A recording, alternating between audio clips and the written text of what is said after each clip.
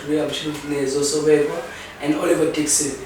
Thank you guys for joining me again for the second episode. It's a new show, and I enjoyed the last show that we had together, speaking about the challenges that the parties in South Africa are facing. And I think today we should actually zoom into municipalities, and just by starting off by saying that, I just came back from the Eastern Cape, I think 3 weeks back. I was in Makana Municipality, which was formerly known by Grahamstown. The potholes there, the water shortage. Interesting enough, when I arrived at the hotel the night before I check in, but as we drive in, then we see students from roads walking water bottles, because of the water shortage. You can't drink the water, it's so bad. And you look at the potholes in the town, and I'm like, actually, students actually carrying this town, without Rhodes University, Makana or Grahamstown will be a ghost town, and I think we need to talk more, especially when we're going to local elections, municipalities, the challenges that they're facing, I heard a comedian say that the police in the Eastern Cape, when they are looking for drunk drivers, they are looking for those who are driving straight because it's clear they don't see the potholes. That's how you drive in the Eastern Cape. You need to be zigzagging. But I mean, as light as that might be, I think you're right. The Auditor General's report about municipalities is just scathing. It's it speaks to what you're talking about. We've got potholes everywhere, and people buying AMC cookware with taxpayers' money, and it's in the reports, and it's coming out. So we have some serious issues heading into the municipal elections, and we're already seeing. I mean, at Kobecha, we've got some intense riots because of service delivery issues. I mean, a fuel truck was hijacked and burned because of just how fed up people are, and with the anti-corruption stance to only have 8% of municipalities have a clean audit, it speaks to how serious the issue is. So these local elections, I wonder how people are going to use their votes to express their discontent, because it's widespread and it's intense. I'm looking forward to seeing, because there are plans in government to try and get some sort of accountability, put in some new skills in the municipalities. They're talking about a district development model where they're going to try and centralize municipalities. One of the issues seems to be how decentralized municipalities are, and therefore, I mean, there are some municipalities that have been putting reports for 5 years. You're just trying to understand, you've been running a municipality for 5 years, and we can't account for anything that you've done. Municipalities where a fence cost 22 million for a sports complex. So I'm looking forward to seeing the centralization of municipalities and trying to deal with some of the issues that we are pointing out and seeing whether or not that will make a difference. I think it's in the hands of COCTA, and there hasn't been anything concrete. And Salga. But you see, even those associations, you've got the Public Accounts Committee, these things are reported to them, and there's no action taken. So it presents a very challenging and depressing state of affairs, is my view. If you've got students carrying water. I mean, Salga's a lot like the Auditor General in that they can give you these scathing reports and tell you about the state of affairs.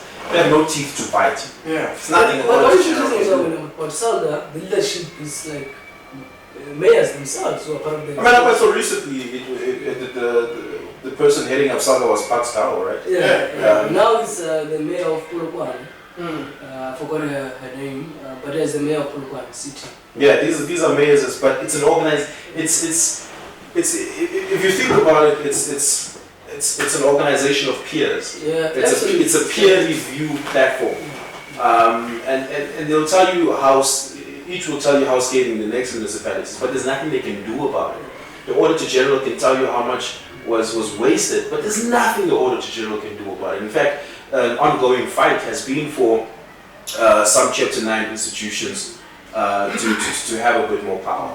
like the Auditor General's Office, the Competition Commission, and I think the Auditor General Office needs the same power the Public Protector's Office has, in that if we tell you money has been wasted, we must give a binding recommendation to the effect that so-and-so must be held accountable and disciplined, in the same way the Public Protector would. The Auditor General doesn't have as much power as the Public Protector's Office, and I'd like to see that happen, because then we would start seeing movement. But then what would happen is that it would turn the Auditor General's office from a professional office to a political office.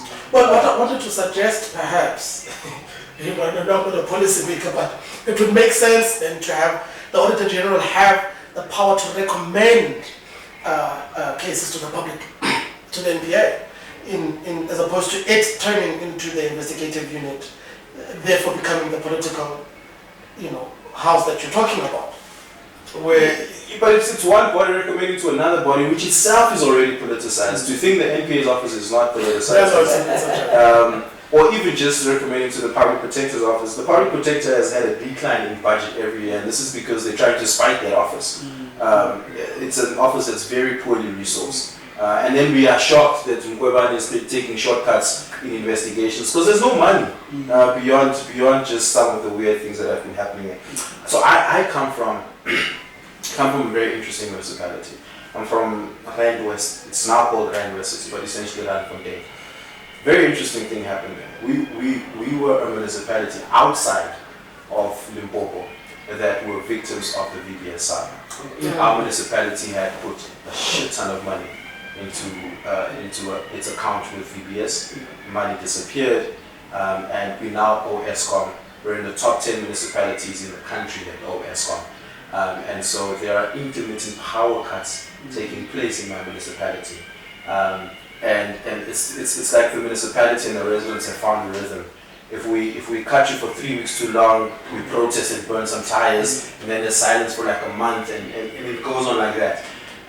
And so that's one of the things. And the mayor who was responsible for making a lot of that shit happen ran away, and is now the caucus leader of the Gauteng legislature for the ANC in Zikuman. And the people left behind now have to deal with it. And what's interesting for me is that I've been seeing, and I mean, Facebook is by no means a measure of the temperature of what's going on the ground. But I've been seeing a lot of posts on Facebook from people in my municipality, young people, asking questions like, how do I run here? How do I challenge the ANC? And the ANC is a big issue on its hand there. But what I think the ANC has for a long time spoken about professionalizing local government officials, and that just hasn't been happening. So there are local government, there are members sitting in council who have no idea how to read the financial statements of the municipality. So they can't even ask the critical questions. Yeah, and this is why we have municipal managers running circles around council, because council just isn't equipped. And it's not like in Parliament where a caucus would have a research group that would help them do research, help them understand the technical issues. There's no such thing existing in municipalities. Each to its own, and every council member must just get on with the work of it. And that really is holding municipalities and councils behind. And if you're going to professionalize it, then you're going to have to put some sort of qualifier and say, hey, you must at least have a national diploma in this instance, and which will exclude most of the PA people.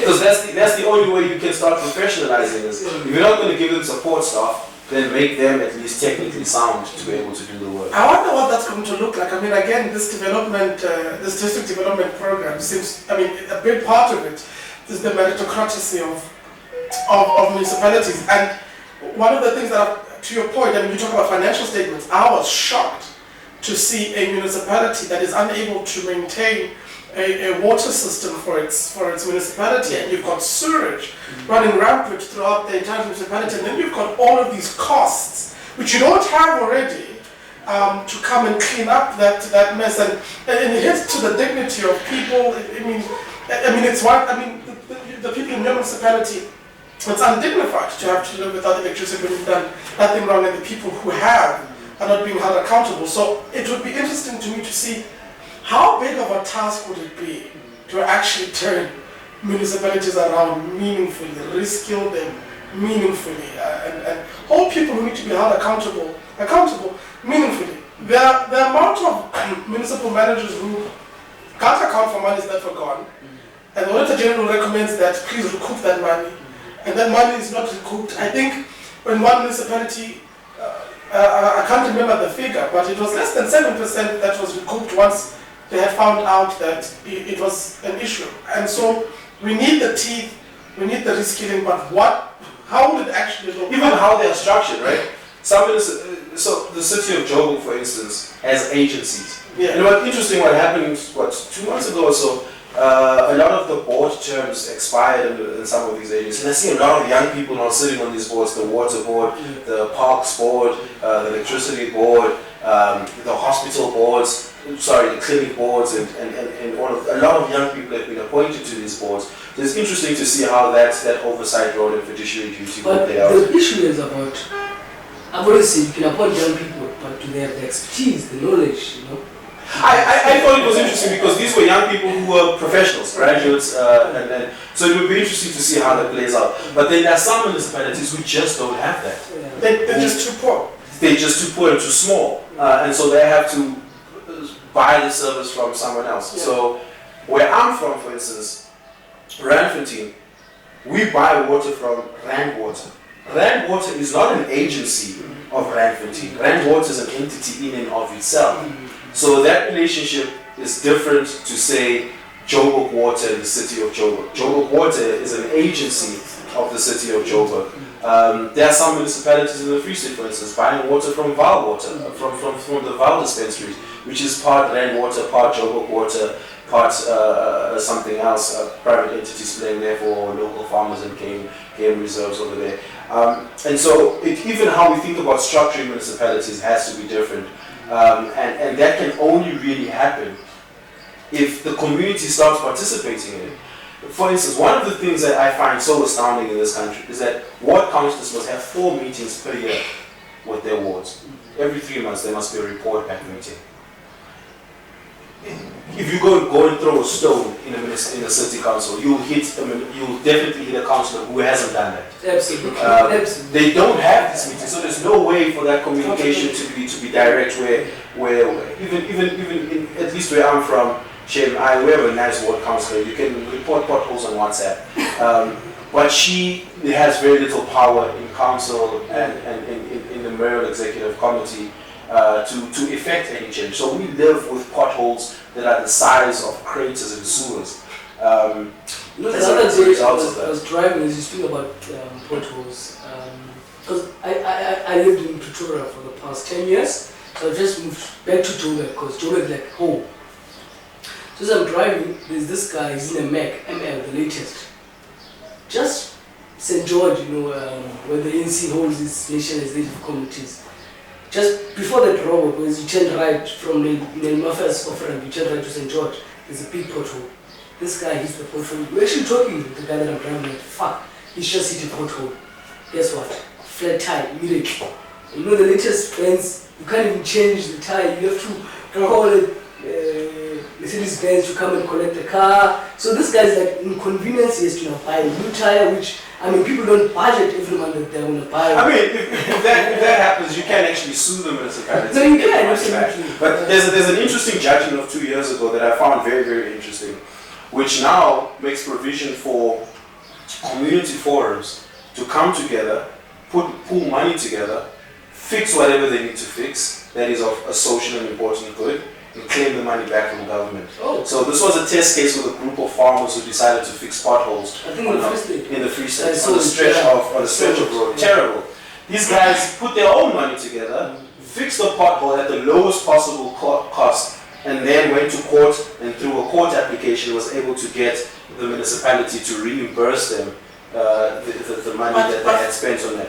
And so I think it's interesting that there's a proliferation of estates and complexes and gated communities in South Africa now. It would be interesting to see if people who are on a body corporate can just decide, we're going to fix this road, and we're just going to, I think that would make it a lot more efficient. And I think that's where really like civil participation comes Absolutely. in. It's when people do start doing things like that. But you see, part of the issue to that point is that you cannot be in local government and not be living in that community. Because then you won't see the potholes and other people are going to But the DAS councillors living in Australia. I didn't show it. Where I come, the province that the Eastern Cape, Tata was a massive, it still is, it's a massive town. But it's so run down because the people who run Tata as ward councillors, etc., are living in East London. Yeah. Right? So you're driving a big 4x4 because you need to account for the potholes when you come to Tata. But you arrive at 6 in the morning because you have to leave East London at 4. Jeez. So you can open the office on time. And then you leave at 2 so that nobody can hold you accountable. When people come out of work, when they have to be going back 2 hours into the beachside house. And they claim this petrol from taxpayers. And of course they claim it from us. But my thing is that for me it's disgusting that people therefore vote you into power because you are here to represent. You're okay, the other item is it's the same thing. We vote you to council here and then you move to the Kempton Park within a matter of days and then you don't know our issues and now we have to fork out money to fix things that we voted on you. Look, I can understand that though. I about 2 years ago, a ward council's house was burned down in Mushage on the west end. Yeah, I think I remember. I mean, protesting is But I also right. disagree, because when I was in Pretoria, I lived in Waterproof. So we had the by-elections after the 2016 elections. The reason why we had by-elections because the councillor was not leaving.